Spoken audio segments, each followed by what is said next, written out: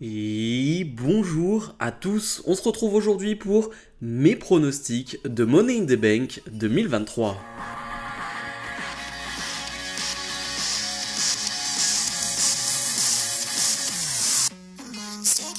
Mais tout d'abord, mon niveau de hype pour ce show. Je vous invite bien évidemment à me donner vos pronos et aussi votre niveau de hype sur 10. Je vais pas faire original, mais j'avoue que sur les derniers PLE, et peut-être même sur la dernière année, je suis souvent sur du 9, 10. On est sur les mêmes eaux, on est vraiment sur du 10 parce que c'est Money in the Bank. On va avoir donc deux Money in the Bank et ça c'est quand même assez gros et c'est toujours assez intéressant sur le papier. Et en plus de cela, j'ai regardé toute la carte, je me suis fait les matchs un par un. Je suis hypé par tous les combats. Vraiment, à des degrés différents, bien évidemment. Mais je suis hypé par tous les matchs. J'ai envie de voir tous les matchs. Vraiment, il n'y a aucun match où je me dis, ça sera peut-être la pause pipi, ça sera peut-être la pause toilette. Non, non, je suis hypé par tous les matchs. Donc, j'ai vraiment hâte d'y être. On a donc des matchs de championnat. On a donc ce titre défendu par Seth Rollins pour la première fois en PLE. On a bien évidemment l'histoire de la Bloodline qui continue. Je veux dire, que demander de mieux? Que demander de plus? Personnellement, j'ouvrirai le show avec le Money in the Bank masculin qui est composé de Damien Priest, Butch, Santos Escobar, LA Knight, Shinsuke Nakamura, Logan Paul et Ricochet, donc un match à 7. J'ouvrirai le show avec ça car pour moi ce match est un gage de qualité. Voilà, on sait qu'il y aura des énormes spots, on sait qu'il y aura de la qualité, tout simplement. Tu regardes toutes les superstars dans ce match, elles sont capables de folie dans ce type de match-là. Il y a eu pas mal de rumeurs, pas mal d'informations, prenez ça comme vous voulez, sur le possible gagnant de ce match. Ça a fait beaucoup parler, ça a fait beaucoup débat sur les réseaux sociaux. On a bien évidemment les favoris, Logan Paul qui arrive aussi, mais Logan Paul, on va dire, arrive de nulle part. Il arrive au dernier moment dans la storyline et certains officiels de la WWE iraient peut-être sur une victoire de Logan Paul. Mais les favoris donc sont Damien Priest et LA Knight. C'est eux depuis des semaines et des semaines qu'on met en avant et clairement ce sont les deux favoris avec un Logan Paul qui traîne derrière. Moi, ce que j'en pense, c'est que la construction a été plutôt correcte dans l'ensemble, avec ce Ricochet Nakamura, avec Bronson Reed, qui n'était pas dans le Money in the Bank, donc ça c'est un peu bizarre, mais Capito était bien amené, et LA Knight qui a chopé des victoires, Damien Priest qui, avec le Judgment Day, est toujours un peu partout, donc voilà, il est toujours présent. Butch, peut-être un peu moins présent pour le coup, et j'aurais aimé qu'on le voit peut-être un peu plus. Santos Escobar, LWO, ça fonctionne. Donc, bref, tous ces membres de ce Money in the Bank sont des superstars qui ont du momentum, qui ont des choses intéressantes, qui ont fait des choses intéressantes ces dernières semaines. Pour le coup, pour le résultat, et je vais être clair, mes deux pronostics sur les deux Money in the Bank, je suis pas sûr à 1000%. Voilà, je suis pas convaincu à 1000%. Je vais sur une victoire de LA Knight. Voilà, je sens énormément de conviction, j'adore LA Knight. Il est très over et là à Londres, ça va être de la folie. Vraiment, ça va être de la folie sur son entrée pendant le match. Ça va crier dans tous les sens pour LA Knight. Ça, c'est sûr et certain. Ça va aussi crier pour Butch, qui est de là-bas. Donc ça va être intéressant à suivre.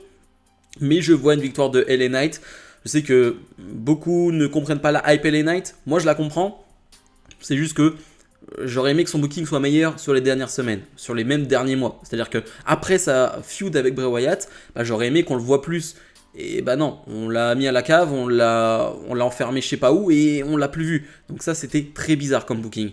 Mais je vais sur LA Knight car je pense qu'il est peut-être le meilleur représentant pour cette mallette. C'est-à-dire qu'il serait capable de porter cette mallette pendant des semaines et des mois parce qu'il serait bon avec. Au micro, il est excellent, il est over. Je pense que LA Knight est le bon choix. On enchaîne avec Gunther qui défend son titre de champion intercontinental face à Matt Riddle. Bon, franchement, est-ce qu'il a besoin d'en parler pendant des minutes et des minutes de ce combat? Gunther, lui, enchaîne les 4 étoiles et demie, 5 étoiles, que ce soit en weekly ou en PLE. Il est face à Riddle, qui est un excellent performeur et qui, je trouve, a été bien amené jusqu'à ce combat ces dernières semaines. C'est-à-dire qu'on l'a mis en feud face à Imperium. Donc il s'est fait détruire à plusieurs reprises par Gunther, par Imperium. Mais il est bienvenu, il a blessé Giovanni Vinci, il a montré de l'agressivité. Et c'est ce que j'aime avec Riddle, c'est ce côté drôle, ce côté décalé. mais ce côté sérieux où clairement c'est un performeur impressionnant, c'est une machine de catch, Matt Riddle, et ben j'aime bien ces deux côtés-là. Et là, je trouve que c'est bien mixé, c'est bien amené jusqu'à Gunther. Et j'ai envie de voir ce match. J'ai envie de voir cette confrontation de style où Gunther va détruire Matt Riddle. Riddle, lui, va en redemander. Et c'est ce que j'aime, c'est que Riddle va en redemander, va aller dans le physique, dans l'intensité. Et Riddle va y aller aussi. Riddle va frapper fort. Riddle va mettre des gros kicks. Et c'est pour ça que je pense que ça va être bien, bien violent. Violent à la limite du raisonnable, bien évidemment. Mais je pense qu'on peut être dans les gros combats de Gunther, vraiment avec ce Matt Riddle. Alors ça va dépendre du temps qu'on va leur laisser, si on leur laisse 5 ou 7 minutes ça peut être difficile, mais si on leur laisse entre 12 et 15, là ça peut être vraiment très cool et on peut être sur le match du PLE. Franchement je ne serais pas étonné qu'à la fin de ce PLE on se dise ok, Riddle-Gunther c'était le meilleur match, c'était le meilleur match parce que c'est un match de Gunther. Et encore une fois, ne sous-estimons pas Riddle qui est excellent. Pour le résultat, je vais bien évidemment sur Gunther sans réelle surprise. Je ne vois pas Matt Riddle détrôner Gunther. Je ne pense pas que Riddle soit celui qui va détrôner Gunther. J'ai d'autres noms en tête, mais en tout cas, je vois Gunther partir de Money in the Bank, toujours champion intercontinental. On passe à Shayna Baszler et Ronda Rousey qui défendent leur titre de championne par équipe féminine de la WWE face à Liv Morgan et Raquel Rodriguez. Et oui, je suis hypé par ce combat car Liv Morgan a fait son retour la semaine dernière, un retour qui était vraiment inattendu pour le coup, aucun leak, aucune rumeur sur son retour. Elle était blessée au niveau de l'épaule et on a vu même des infos sur le fait qu'elle devrait manquer tout l'été. Et bah non, elle a manqué finalement que très peu de temps et on est content parce que je trouve que son équipe avec Raquel avait du potentiel. Elles ont été championnes peut-être un peu tôt, mais il y a un vrai potentiel dans cette équipe et ce qui est sûr c'est que les fans aiment bien, voilà. C'est une équipe très sympathique sur le papier et sur le ring c'est intéressant aussi. Et de l'autre côté donc on a les championnes Rousey et Baszler qui pour moi, pour le moment, c'est un sans faute, vraiment. On peut dire ce qu'on veut sur Rousey, sur Baszler et je suis le premier à les critiquer. Leur règne, je le trouve vraiment bon. C'est des combats de qualité à Raw, à SmackDown. C'est des combats qui, franchement, sont bons par rapport à ce qu'on a eu de Ronda Rousey ces derniers mois. Je trouve que Ronda Rousey est bien meilleure en ce moment. Alors, je ne sais pas si c'est le fait d'être relégué un peu au second plan, pas d'être au top de cette division. Je ne sais pas ce que c'est exactement. Mais je trouve que Rousey est top en ce moment. Baszler fait le boulot, mais je trouve que c'est vraiment Rousey qui porte cette équipe et je la trouve vraiment top. Je la trouve vraiment super et si ça peut nous permettre de retrouver une Rousey qu'on aime, qu'on a adoré à ses débuts, moi je suis totalement pour. Donc je vois un match de qualité. Je pense pas qu'on va leur donner 15 minutes, mais plus entre 8 et 10 et ça sera très bien. J'ai envie de voir ça. Ronda, Raquel, Ronda, Liv Morgan, c'est très bien sur le papier, donc j'ai envie de voir ça. Je vois une victoire des Heels, donc une victoire de Rousey et Baszler qui vont conserver.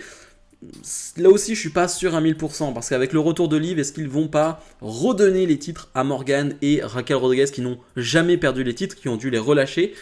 Je ne sais pas. Donc je vais sur les Heels parce que pour moi, elles font de très bonnes championnes, mais j'en suis pas sûr à 1000%. On enchaîne avec Cody Rhodes face à Dominic Mysterio. Cody Rhodes qui a finalement un programme d'attente avec Dominic Mysterio, lui qui attend Brock Lesnar et le 3e combat contre The Beast. Clairement, il arrivera du côté de SummerSlam, on le voit arriver. Et je trouve que ce programme d'attente est excellent et ils ont bien fait de mettre Dominic Mysterio face à Cody Rhodes parce que les segments qu'on a eu en weekly étaient vraiment bons. Les deux finalement sont quasiment les plus over, c'est-à-dire que Dominic Mysterio est le gars le plus hué actuellement chez WWE et ça depuis des semaines et des semaines. Et Cody Rhodes est l'un des gars les plus appréciés, le gars qui reçoit le plus d'applaudissements. Bref, c'est impressionnant. Et là, je pense qu'à Londres, je parlais pour LA Knight tout à l'heure, à Londres, là, ça va être décuplé. Vraiment, l'ambiance autour de ce match va être folle. Et comme je l'ai dit, la storyline, ce qu'on nous a écrit sur les dernières semaines était vraiment bien, avec un Dominic Mysterio qui doit prouver qu'il n'est pas simplement un bébé, entre guillemets, le petit de mamie, donc de Rhea Ripley. Ça m'intéresse. J'ai envie de voir Dominic Mysterio dans cette position-là. J'ai pas trop de doutes sur la qualité du match non plus parce que certains ont des doutes encore sur les capacités in-ring de Dominic Mysterio. Je n'en ai pas. Ça sera pas son père, en tout cas pour le moment, mais ça reste très solide. Ça reste très solide sur le ring. Il l'a montré face à Rey Mysterio à WrestleMania et c'était très bien. Donc je vois pas pourquoi face à Cody Rhodes, ça ne le serait pas non plus. Encore une fois, il y aura une ambiance de dingue, ça va ressembler un peu à WrestleMania, et je pense vraiment qu'on va avoir un combat de qualité, j'en suis même quasiment sûr. Je vois bien sûr une victoire de Cody Rhodes qui doit remporter des matchs avant d'aller affronter Brock Lesnar, qui doit être consolidé avant d'affronter Brock Lesnar pour la 3e fois à SummerSlam. Et un Dominic Mysterio qui perd, honnêtement c'est pas très grave. Ça ne l'affecte absolument pas, les défaites n'affectent pas Dominic Mysterio, il sera hué dans tous les cas. Et on ne cherche pas à rendre crédible Dominic Mysterio. À Raw ce lundi, il a eu besoin de Rhea Ripley pour battre Akira Tozawa. Donc on ne cherche pas du côté de la WWE à rendre crédible Dominic Mysterio, c'est pas leur volonté. Donc je vois clairement une victoire de Cody Rhodes. On passe au Money in the Bank féminin composé de Io Sky, Trish Stratus, Zoe Stark, Bayley, Zelina Vega et Becky Lynch. Il y a pas mal de choses à dire sur ce combat. Déjà, je trouve qu'il y a un certain suspense, mais ça, on y reviendra quand je parlerai de mon pronostic. Et je trouve que l'affiche est belle, vraiment. Je trouve qu'il y a vraiment de bonnes superstars. Je trouve qu'il y a tout pour avoir un bon Money in the Bank féminin. Ces dernières années, je trouve, selon moi, que c'est un peu tout ou rien. En fait, les matchs Money in the Bank féminins, on a souvent des beaux spots, on a souvent des bons moments, mais il y a des botches. Il y a des problèmes il y a des incompréhensions, bref, il y a des problèmes, il y a des choses qui vont bien. C'est jamais parfait, c'est jamais fluide, je trouve. Mais là, franchement, on a 6 femmes qui ont de l'expérience, on a vraiment des femmes qui ont de la qualité. Vraiment, là pour le coup, je ne peux pas le nier. Et dans un Money in the Bank féminin, la qualité et surtout l'expérience, c'est hyper important. Et je pense que il y a de l'expérience dans ce Money in the Bank féminin et je pense qu'il y a moyen d'avoir un très très bon combat. Il y a plusieurs histoires en plus dans ce match. On pense forcément à Trish et Zoe Stark face à Becky Lynch. On pense forcément à Io Sky Bayley. Est-ce que les tensions vont s'apaiser? Est-ce que non, au contraire, ça va être la fin de Damage Control lors de Money in the Bank? C'est pour ça que c'est compliqué d'avoir un vrai pronostic.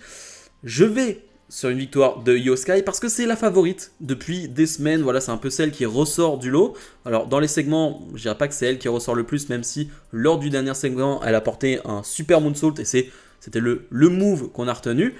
Mais dans l'ensemble, je trouve que c'est assez serré et je ne serais pas totalement étonné de voir par exemple une Bayley trahir Io Sky et du coup, Bayley et Io Sky ne gagneraient pas ce Money in the Bank et je vais dire peut-être une bêtise, mais avoir une Zoe Stark qui gagne ce Money in the Bank, je ne serais pas totalement surpris de voir ça, de voir une Trish Stratus qui gagne ce Money in the Bank et qui cash in dans la soirée. Honnêtement, je n'écarte rien. Je vois une victoire de Io Sky, mais franchement, rien ne m'étonnerait. On enchaîne avec Seth freaking Rollins qui défend pour la première fois en PLE ce titre de champion du monde poids lourd face à Finn Balor.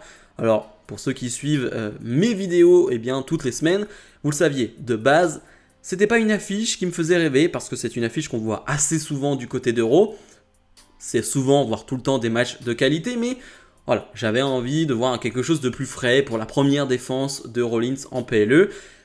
Mais je dois dire que ces dernières semaines me font changer d'avis parce que je trouve que ça a été bien amené. Je trouve qu'on a amené un Balor qui, je vais pas dire était la blague du Judgment Day, mais était souvent mise en retrait, je trouve, ces derniers temps par rapport au Judgment Day. On voit bien Damian Priest, on voit bien Dominic, on voit surtout bien Rhea Ripley, mais Finn Balor était presque en retrait alors que c'est censé être lui le chef sur le papier. Cette semaine, il a, j'ai envie de dire, répondu à tout le monde. Ouais, c'est moi le chef du Judgment Day.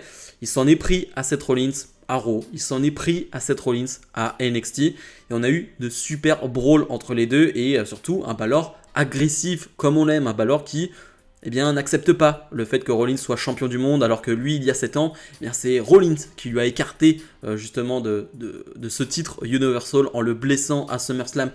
J'aime bien cette histoire qui est facile sur le papier, la revanche de Balor, mais je l'aime vraiment bien, elle est bien amenée, et surtout, on voit là un Rollins qui est blessé au niveau de l'abdomen suite aux attaques de Finn Balor, et donc on recrée ce truc de blessure autour de l'un des deux personnages, et donc Rollins va arriver blessé, affaibli lors de Money in the Bank, ce qui peut jouer sur le combat. J'espère vraiment qu'on aura un combat de qualité. Je dis j'espère, mais franchement, je n'ai pas trop de doutes. Je sais qu'il va être de qualité, ça va dépendre sur quel curseur on va être. Est-ce que ça va être un 4 ou est-ce que ça va être un 4,5, 4,75? Voilà, c'est plus à ce niveau-là. Mais je sais que le match va être excellent, j'ai pas de doute là-dessus. Maintenant, pour le pronostic, et désolé Arwax, petite dédicace, je vais bien évidemment sur Seth Rollins qui va conserver son titre de champion du monde. Bien évidemment, beaucoup de choses me font croire que Balor pourrait gagner. La blessure qu'on nous vend du côté de Seth Rollins depuis des semaines. Balor peut en profiter et Balor peut gagner avec ça. Clairement, on peut te vendre ça. Maintenant, j'ai envie de dire, Rollins est quand même champion depuis très peu de temps. Alors, il a déjà fait beaucoup de défense. Mais je trouve que ça l'affaiblirait vraiment beaucoup de perdre maintenant ce titre. J'ai envie de voir un règne de Rollins plus long. J'ai envie de voir un règne de Rollins solide, costaud, qui dure sur des mois et des mois avec plusieurs feuds et pas dès la première grosse feud qu'il perde ce titre. Moi, ça me gênerait. Ça me gênerait beaucoup. Pas que je n'aime pas Finn Balor. Au contraire, j'aimerais bien voir Finn Balor de redevenir champion un jour. Mais pour moi, ce n'est pas encore le moment. Et le main event, Roman Reigns et Solo Sikoa font face aux Usos.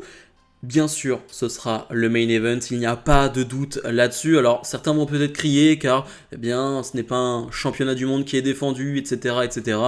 J'en ai rien à faire. C'est la meilleure histoire chez WWE depuis 10-15 ans.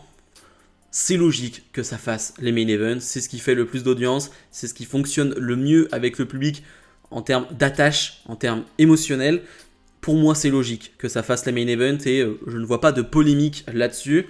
Un match hyper intéressant donc avec les Usos qui se sont retournés contre la Bloodline. On peut dire qu'il n'y a plus de Bloodline. D'ailleurs, ce match est appelé la Bloodline Civil War. Donc vraiment, c'est la guerre. Est-ce que c'est le début de la guerre? Est-ce que c'est la fin de la guerre? C'est un peu toute la question. Parce que la Bloodline dure depuis très longtemps. On a les Usos qui se sont enfin retournés contre Reigns et donc contre Solo Sikoa. Mais la question qu'on peut se poser, c'est combien de temps ça va durer? Est-ce qu'on part sur une feud de plusieurs mois? Est-ce que non, ça va s'achever sur 2 PLE? Ça, c'est une vraie question et qui change beaucoup de choses finalement au résultat qu'on peut donner à ce match. Mais ce qui est sûr, c'est qu'on aura un match excellent. Je veux dire, j'ai aucun doute sur la qualité de ce match. Et surtout, moi, ce qui m'intéresse, c'est le storytelling. Ce qui va être apporté en termes d'histoire dans ce combat, ça va être fou. Ça va être dingue.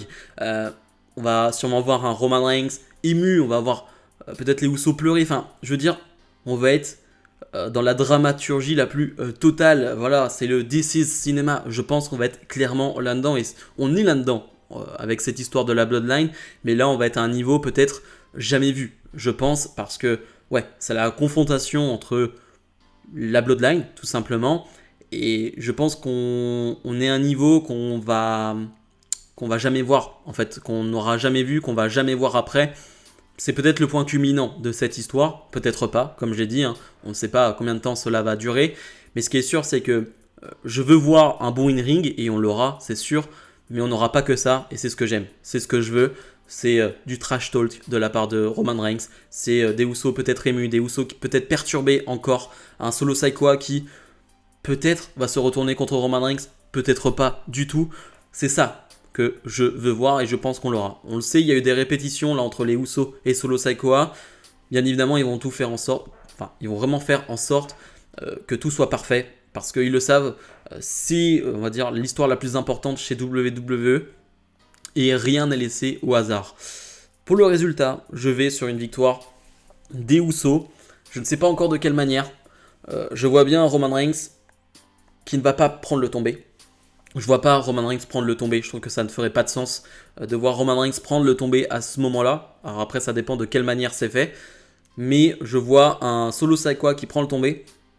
Et un Roman Reigns qui, sur les prochaines semaines, va en vouloir à Solo Sikoa. Un Roman Reigns qui va rejeter la faute sur Solo Sikoa. Et après, on verra quelle histoire ils vont écrire. Mais vraiment, il y a tellement de possibilités sur ce combat. Je ne vais pas toutes vous les faire, mais Roman Reigns qui finalement est trop fort et détruit les Usos. Solo Sikoa qui se retourne contre Roman Reigns.